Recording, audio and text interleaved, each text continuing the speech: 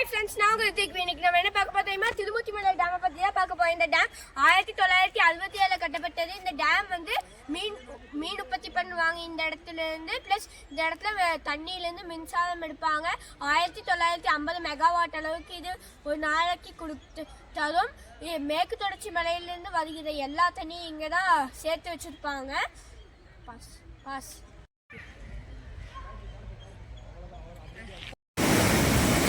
Contour கால்வாய் பரம்பிக்குளத்து டேம்ல இருந்து இந்த காண்டூர் கால்வாய் வழியாக தான் திருமூர்த்திமலை டேமுக்கு வந்து தண்ணி போகுது.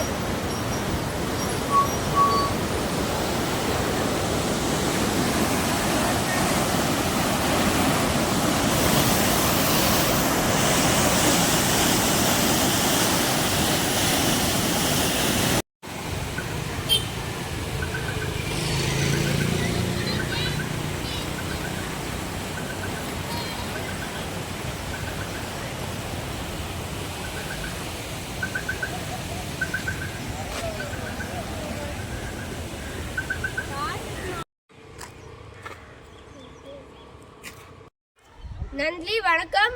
லைக் பண்ணுங்க, ஷேர் பண்ணுங்க, கமெண்ட் பண்ணுங்க, சப்ஸ்கிரைப் பண்ணுங்க.